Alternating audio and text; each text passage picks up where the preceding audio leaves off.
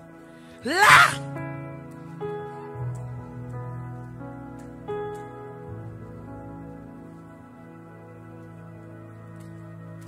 Ça, c'est la première partie. La deuxième partie de mon message. À partir de ce moment-là,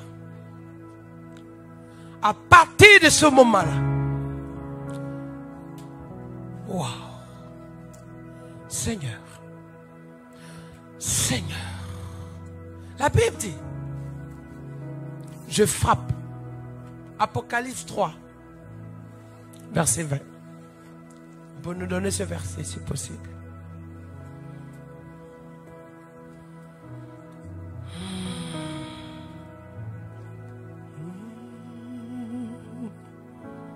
Il dit, voici, je me tiens à la porte et je frappe. Si quelqu'un entend ma voix et ouvre la porte, j'entrerai chez lui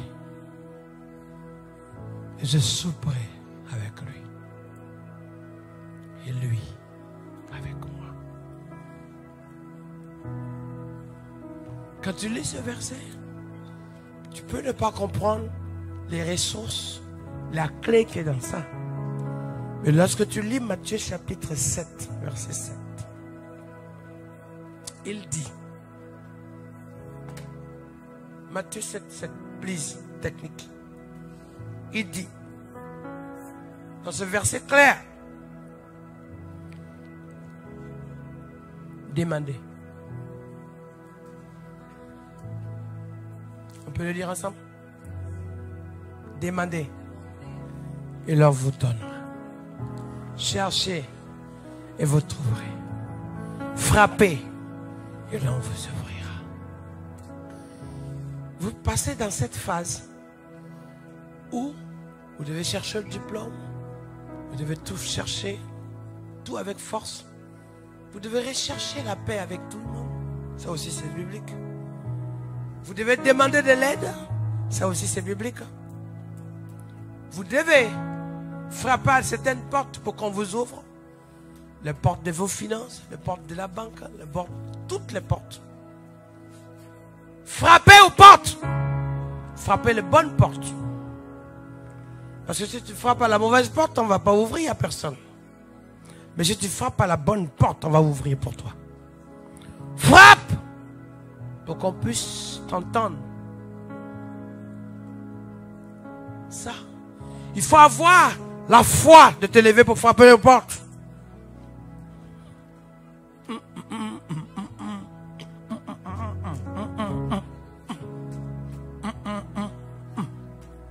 Ok. Mais regardez l'autre verset. Apocalypse 3. Qu'est-ce qu'il dit ici? Ce n'est plus toi qui frappes aux portes, mais c'est Jésus qui vient frapper à ta porte. Tu te dis, mais qu'est-ce qui se passe ici? Quand moi je frappe, je peux me tromper. Mais Jésus, lui, il vient chez toi. Et il frappe à la porte de ton cœur. Frappe à la porte de ta maison. La seule chose que tu as besoin, c'est que tu entendes et que tu ouvres. C'est la manifestation de la résurrection de Lazare. Il dit, ôtez la pierre. Il faut enlever le rocher seulement. Le reste, c'est moi qui ai accompli. Il dit, voici, je me tiens à la porte et je frappe. Ça veut dire que ce dont tu as besoin, que tu cherches, Jésus vient avec. Il transporte tout avec. Il porte avec. Il amène avec. Il crée avec. Et il sait, c'est pour toi. Aujourd'hui, tu peux chercher la guérison. Aujourd'hui, tu peux chercher le miracle. Mais Jésus amène le miracle vers toi. Parce que tu es précieux à ses yeux. Parce que tu es son enfant. Il amène l'exaucement vers toi. Il amène tout. Il amène le dépôt. Il amène l'onction. Il vient avec. Il dit seulement ouvre ton cœur. Il frappe. Tape. Tu dis oui Seigneur. Prends la place.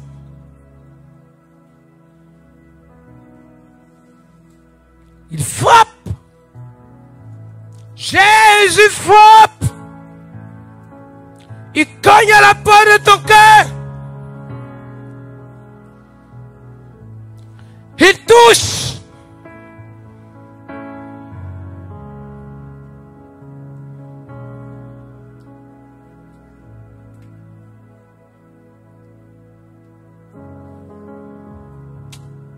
Alléluia. J'ai dit, il frappe. Beaucoup de gens, s'ils ont accès à ton cœur, ils vont voler quelque chose. Beaucoup de gens, s'ils ont accès à ta vie, ils vont te déstabiliser. Mais quand Jésus dit, donne-moi l'accès, c'est pour multiplier, c'est pour remplir, c'est pour restaurer, c'est pour guérir, c'est pour relever, c'est pour bénir, c'est pour opérer dans le surnaturel, pour que dans ta vie, tu ne sois plus en arrière, tu ne sois pas par terre, mais que tu sois relevé, que tu ne sois plus au sec, mais que tu sois dans l'abondance, que tu ne manques de rien, que tu sois dans la multiplication, que tu sois plus malade, mais que tu sois guéri. Il frappe, il vient avec, il vient avec.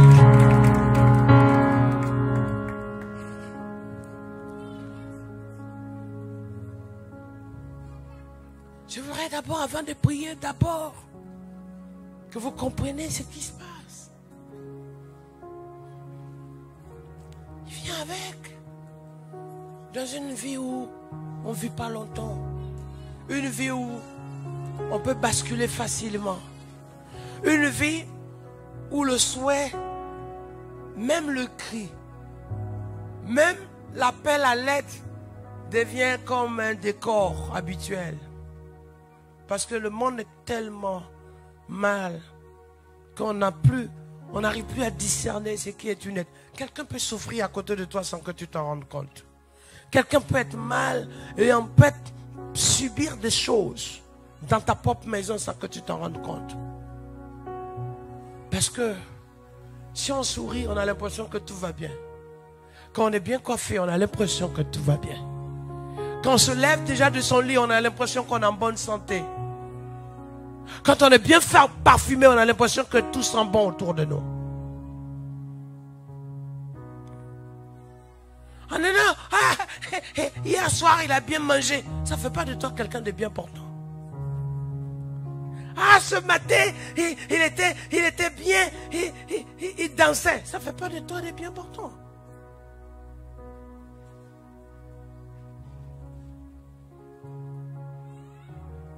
C'est pour ça que la dépression fait des dégâts, que la mort fait des dégâts. Parce que les signaux ne sont plus les modes de manifestation qu'on connaît.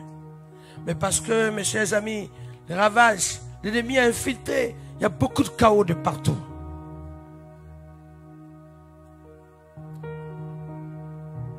Avant, quand quelqu'un est joyeux, voilà, ceux qui sont très clairs de peau, ils rougissent. Quand il est aussi triste, quand son émotion fait que... Aujourd'hui, tout ça ne veut rien dire. C'est pour ça qu'on a besoin de lui. Même aujourd'hui, pleurer, les gens ne t'entendent pas pleurer.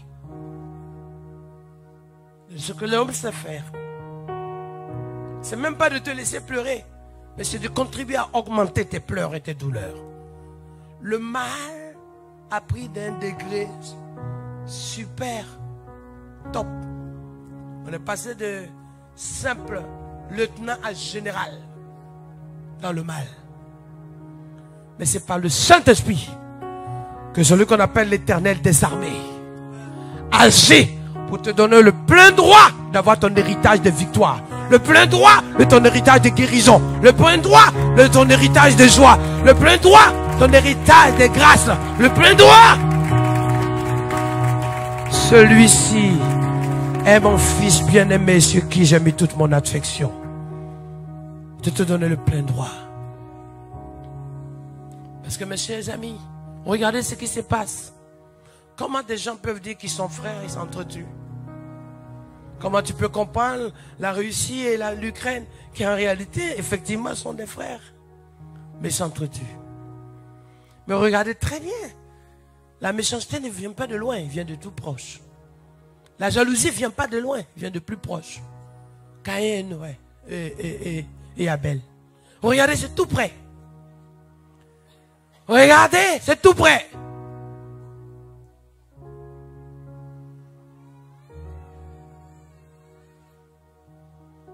Mais Dieu dit, l'Esprit du Seigneur est sur moi, car l'Éternel m'a oint. Mets ta main comme ça. L'Esprit du Seigneur est sur moi, car l'Éternel m'a oint. C'est ça que tu dois dire. C'est pas un homme, c'est Dieu. Parce que si c'est un homme qui le fait, il va te le réclamer. Le jour où tu n'es plus bien avec la personne, il va te le réclamer. Mais quand c'est Dieu, quand c'est Dieu, rien ne peut le réclamer. Car celui que tu as accueilli dans ta maison hier peut être aujourd'hui le sujet de ton problème. Mais quand c'est Dieu, lorsque c'est Dieu, c'est beau. Parce que Dieu, quand Dieu t'a aimé, mais tu étais peut-être bandit. Quand Dieu a sauvé Saul de Tarse, il était criminel. Quand Dieu est venu rencontrer Saul de Tarse sur la route de Damas, il était méchant. Alors s'il vient te sauver quand tu es méchant, il ne va pas t'abandonner quand tu es dans sa maison.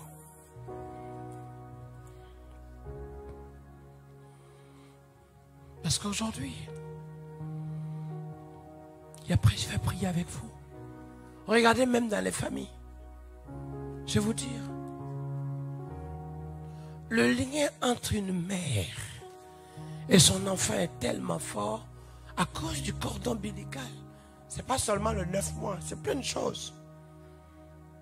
L'amour est manifesté par le 9 mois. 9 mois, le cordon ombilical, le sang, tout, la charge, tout. Mais aujourd'hui, l'endroit où il y a plus de difficultés, c'est les familles. Là où ça fait souffrir le plus, c'est dans ta propre maison.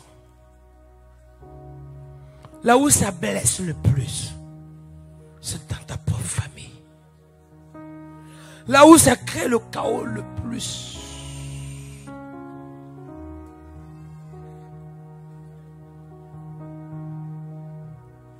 là où ça blesse le plus,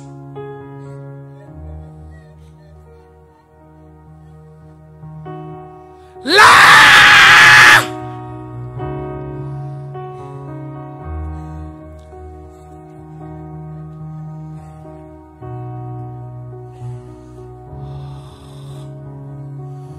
mais ce qu'on propage le plus, c'est le rejet. Ce qui est utilisé en support le plus terrible, c'est l'humiliation. Ce qui est le langage le plus connu, c'est le mépris.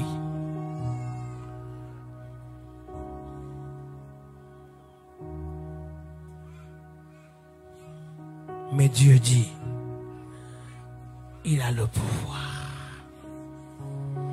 de donner des marchés, de marcher sur le scorpion, marcher sur les serpents. Quand je commence,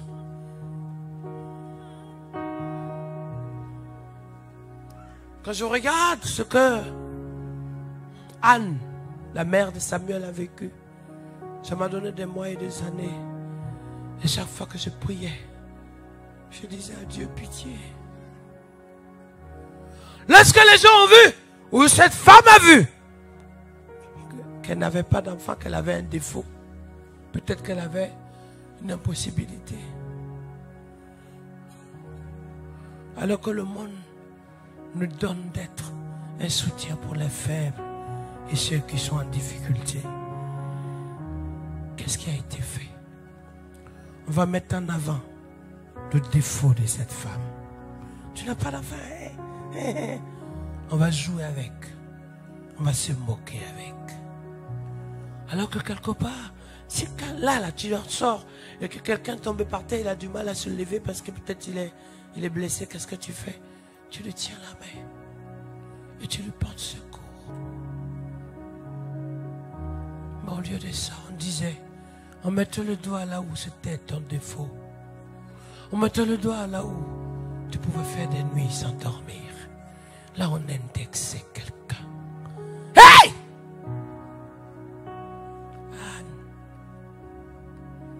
La Bible dit que son mari l'aimait, mais on continuait encore à mettre le doigt.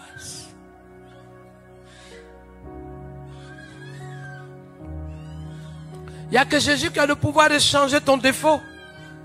Mais les hommes, ton défaut devient peut-être même de l'argent comptant, un moyen de pression, un moyen de te faire comprendre. De toute façon, tu es malade, tu racontes n'importe quoi.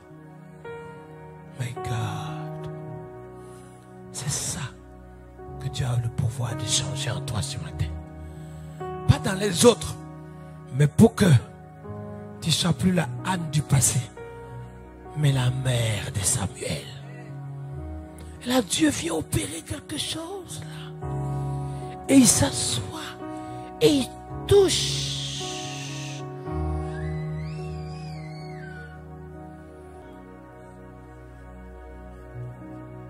Tu vis un moment comme des flèches, comme des attaques qui s'accentuent, qui piquent, qui te cassent. Chaque fois que tu veux te relever, quelque chose t'écrase. Et tu vis dans un moment où ta vie est comme un yo-yo. Et ce que tu vis est insupportable. Et tout est fait pour te maintenir par terre alors que tu as envie de te relever. Et tu souffres en cachette, tu dis rien. Mais tu sais au fond de toi que le Seigneur a un avenir. Les restaurations pour toi. J'aimerais que tu lèves la main, j'ai prié pour toi vite fait. Lève la main comme ça. Viens vite ici, dépêche-toi. Vite, vite, vite, vite, vite, vite, vite, vite. Vite, vite, vite, vite, vite, vite, vite, vite. Araya!